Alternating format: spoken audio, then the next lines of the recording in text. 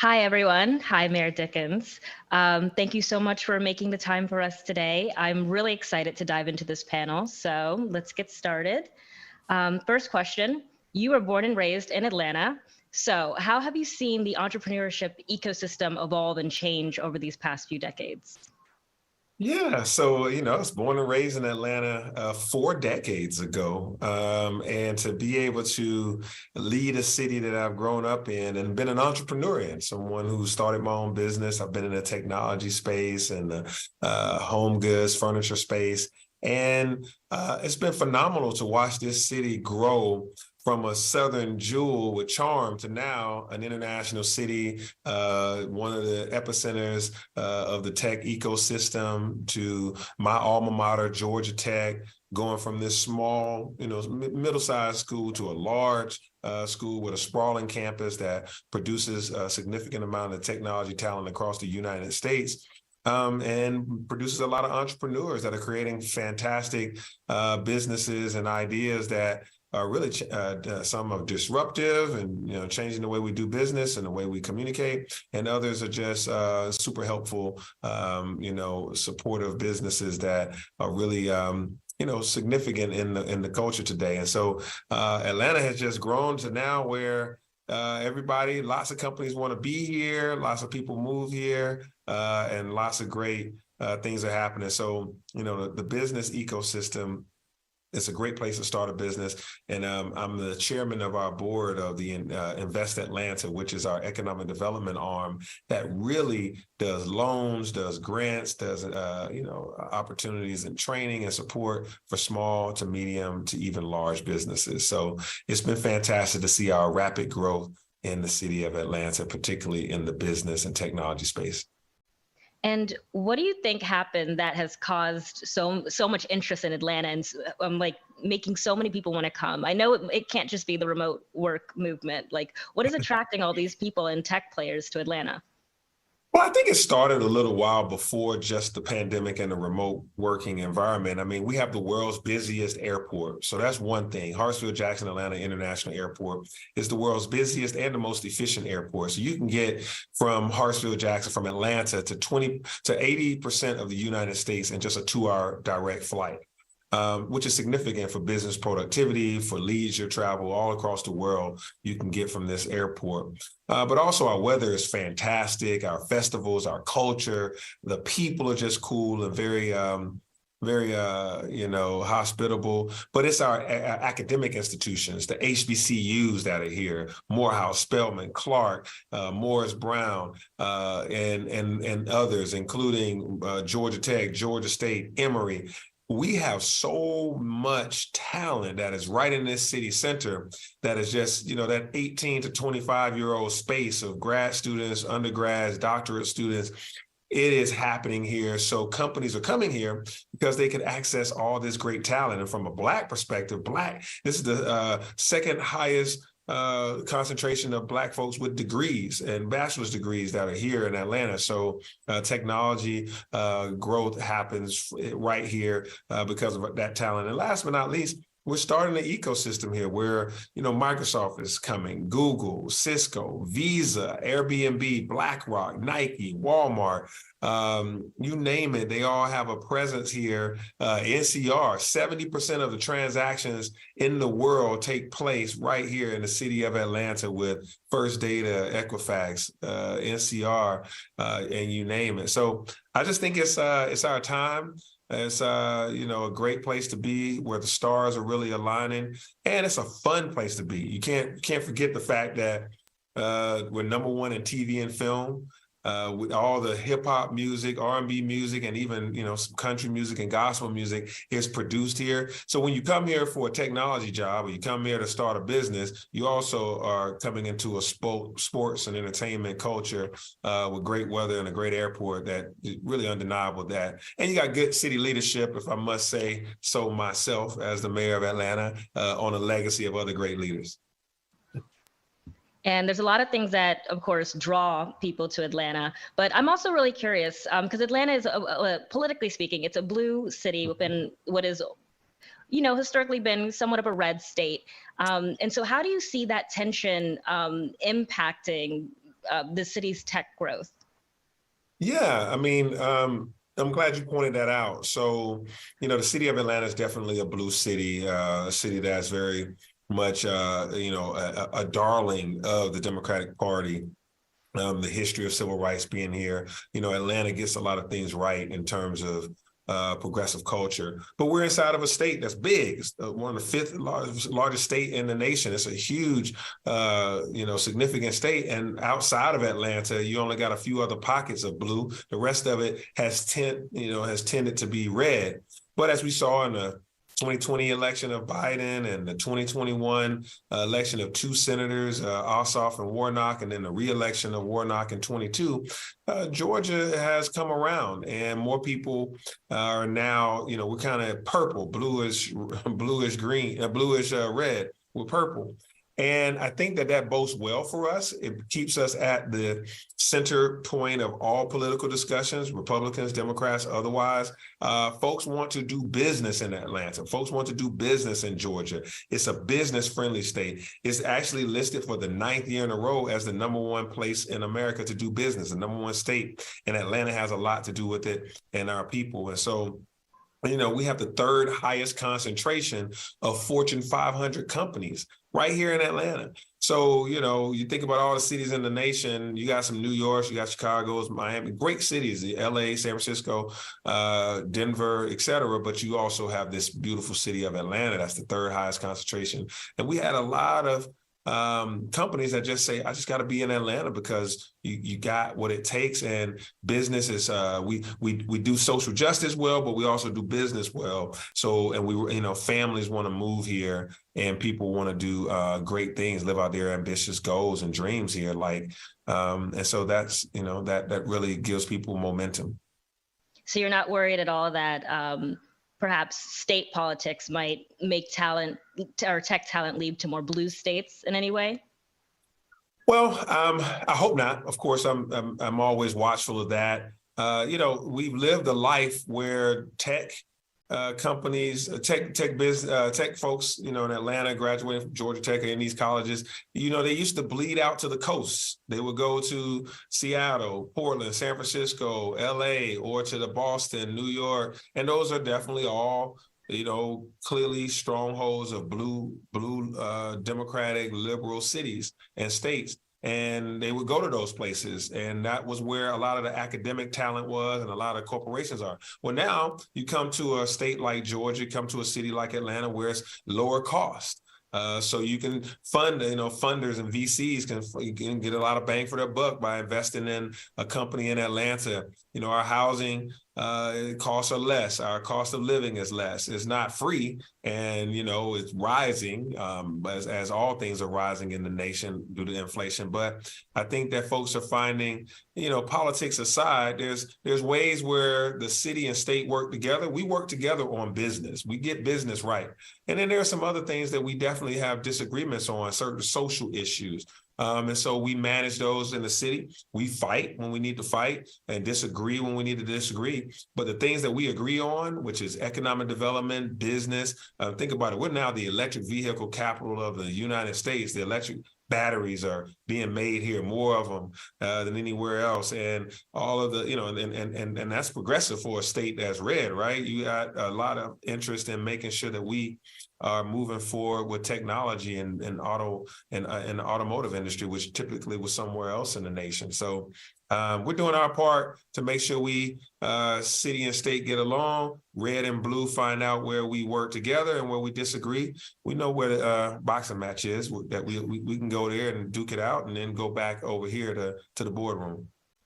And I wanted to talk to you about income immobility and classism just a bit. How do you help people break into, this growing tech sector in Atlanta when tech itself is kind of a bubble?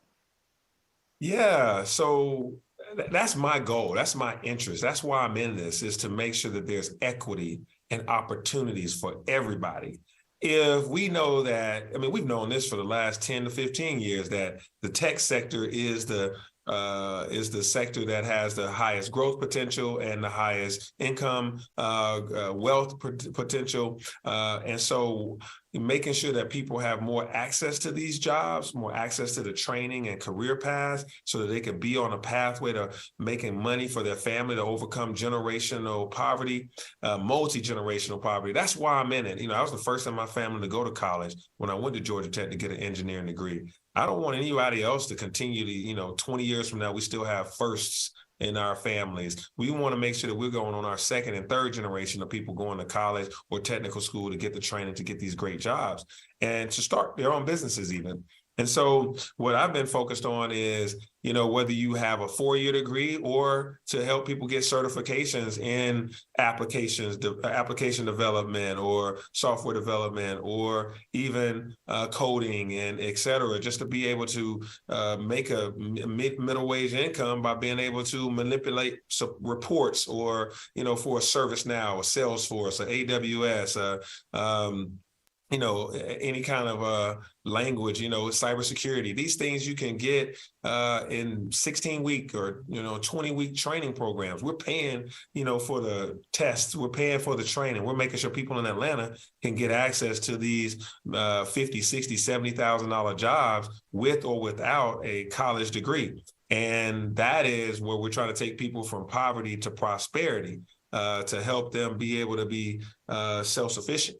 And that's the goal, is to constantly train people. And that, some of that talent is in college, paying college loans. And some of this talent is working at, retail jobs, hotel jobs, or warehouse jobs that need to get on this fast track of technology. And so we're trying to help people do that so that we can overcome generations and generations of living, paycheck to paycheck, but now go into this place where you can have a great career in technology. And it's working. It's literally working. At my, former employer before I became mayor, TechBridge, we train thousands of people right now on technology careers, and they don't have to have college degrees. And so are other, startup organizations and nonprofits and for-profits are doing that. And I think that's a wonderful thing. And then the other thing that we're doing in Atlanta is making sure that we're a customer to startups. So startups need capital, they need talent, and they need customers. As Donnie Beamer, my senior technology advisor, always says, we need those three things. And that talent, we have it. The capital, we're getting more of that. Some of it's coming from the city, some of it's coming from the investment community. And then we need customers. The city needs to be a customer. All these Fortune 500s here need to be customers. And when we have a great ecosystem like that, then you'll have more and more people within the economy able to make more money and feed their families and escape some of the social ills and poverty. And you kind of brought up 2 points that I wanted to hit on. First of which was talking about education. We all know that there's a dearth of Black talent, or not Black talent, but there's Black talent. We just have to, get them. And so I was going to ask you, how do you plan to leverage the HBCUs in the area to create a more robust pipeline of Black talent to filter into this, the tech ecosystem? Well, that's the beautiful thing about Atlanta. Diversity is in our DNA.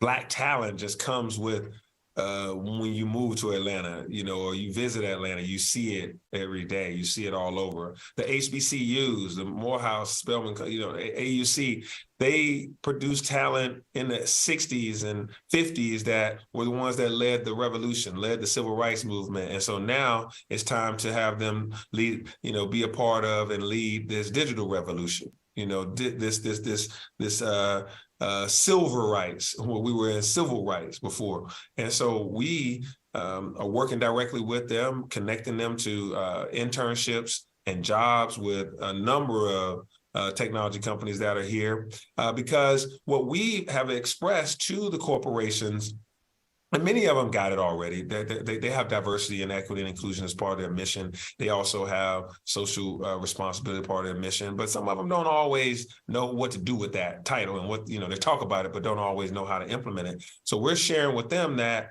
you be in less trouble when you build your app with Black and minority designers on the design room floor. When you're at the table making decisions with everybody else, then glitches and problems of oversight, implicit bias, and these things that we've seen plague some of these some of these apps and some of these corporations that have, I don't want to give names, but if you're, a rideshare application or an overnight stay, a short-term rental company, some of these, dilemmas that they face because, the bias of the user, the provider is, would have been easily seen by a Black person being at the design table, being able to say, if we let this app out like this, folks are gonna be able to discriminate against some of our users because of their name or because of their skin color or because of,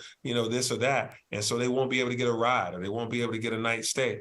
And so we've now convinced folks that, diversity is not charity. Diversity is good for business. Diversity helps you be able to see more of the customer base, be able to make more revenue, save more money, be able to produce better outcomes and be more transformative. And when our folks graduate from these HBCUs or graduate from our local high schools and go on a technical colleges right here in Atlanta, and they come out and they start working for these companies, you have diversity built into your company fiber. So when you put out a product, you put out a design, it already is sensitive and aware of all of the social challenges that could have come up, have already, for the most part, been eliminated. And as tech's presence in Atlanta continues to grow, how are you anticipating the ways in which everything, or how it will impact Atlanta's urban planning or other challenges and issues that might arise as more companies move in and as more people come into the area and region? Yeah, you could become a victim of your own success. And Atlanta has been, trying to deal with that challenge. We've seen other cities, they cost more money. They cost more now that they have prosperity, even more prosperity than they had even assumed. So the revenue that the city is making is great because more tall buildings, more city taxes are collected because more land is being used with more commercial and commercial property income. So more sales taxes. So yes, it's great, but we want to have balanced growth. We want to have growth that is balanced, meaning I don't want just growth. We want growth that considers everybody because we don't want gentrification, and that definitely not negative gentrification where people that have been long-term residents, legacy residents of the city of Atlanta, people that's been here 30, 40 years, 2, 3, 4 generations of Atlantans like my family that can't keep up with the rising costs of goods and services as well as the cost of housing. And so what we're trying to do is make sure that we balance out the growth that we're getting. We're trying to say, hey, we want everybody to be able to participate in these jobs, how to tap into that untapped talent, how to make sure that, we don't import all of our talent from the coast. So I've had conversations with these same companies that we're talking about that's coming here. They're doing 1,000 jobs in Atlanta, 5,000 jobs. Some have advertised as many as 10,000 jobs. And so what I tell them is, it's great. I'm not cutting the ribbon if the goal is for you to import everybody from a high cost area just to come into Atlanta. We're going to have to make sure that some 30, 40% of this 1,000 employees that you're going to need or 10,000 employees, that they come from the metro Atlanta area, so you don't upset our ecosystem, so that you don't import talent of people that can't live off of $250,000 where they're coming from and come here to an environment where, $100,000, you're living very good. Why don't we grow 100,000 from Atlanta? Why don't we train people over this year that it's going to take you to build your building, get your facility straight, figure out all that you're doing? Why don't we train, 500 people, 400 people, whatever the number is, so that we can have, when I cut the ribbon, my folks from, Atlanta are moving right into their desk versus somebody coming here with a moving truck and they got to figure out Atlanta. And meanwhile, they just bought Miss Jones's house for 3 times as much as what she, paid for it. I don't want that. That's going to cause us social challenges. And then we'll be like some other cities where no one lives in the city. They live way out and they come in and they're the ones that, our firefighters can't live in the city. Our nurses can't afford to live in the city. Our teachers can't afford to live in the city. Our hotel staff and people that are our restaurateurs, they just can't afford to live in the city. We don't want to be that. We don't want to outpace ourselves and have growth that doesn't include everybody. So how to do that? Very hard work, but you have to state it, you have to name it, you have to say it clearly to corporations. What's your local hiring and training plan? It's not that I dislike folks coming, we're all about being hospitable and inviting, but I can't sign off on any incentives for your company to come here if you don't have a local hiring plan. And shortly before this event, I did a call out on social media to round up some audience questions. And after going through them, I'm going to see if I have time to ask two, but most realistically one. Someone from Twitter wants to know, how can Atlanta make free and public spaces available for the entrepreneurial ecosystem? And what spaces are available for entrepreneurs to co-work in other than just the paid co-working spaces? Wow, that's a good question. One, I would probably say it's not enough. Just based on my initial gut reaction to the question. Free is hard these days, right? I mean, free space, free Wi-Fi, free, besides the library, besides, you can post up at some of our, parks and recreation places, our city hall, and those places. But what constitutes a shared workspace, including printing and free coffee and your great conference rooms and those things. A lot of those come with paid memberships to the subscription-based. Some are, like the Gathering Spot, the Russell Center in Atlanta, which are great, phenomenal Black-owned places that are fostering a lot of entrepreneurs. But maybe there might be a space for some free stuff outside of, like I said, our libraries, our parks and recs, our community centers. Maybe there's something else that we can look into and help. Now we have a lot of, we have programs. We have the largest free women's entrepreneurship program in Atlanta. There's a cohort every 6 months that's for women entrepreneurs. We have 15 going through each time, and it's the largest municipally funded women's initiative. So for entrepreneurs, and so we're doing a great job at that. We're at entrepreneur number 75 now. So stay tuned for that. And so that's one that's good, and all those women have a space. They work as a cohort. Some are in technology, some are in home goods, beauty products. You name it, hygiene and everything else, healthcare products. So those women are getting a good start because they work with the city of Atlanta. Maybe we should do more programs like that. And I'm going to try to ask this last question. Okay. An Atlanta native on Twitter asked, during the summer, Atlanta has a tradition with its youth becoming young entrepreneurs, typically through selling water, and are known as the water kids. Has there been any thoughts on efforts to convert those kids on the streets into early tech programs? We actually do.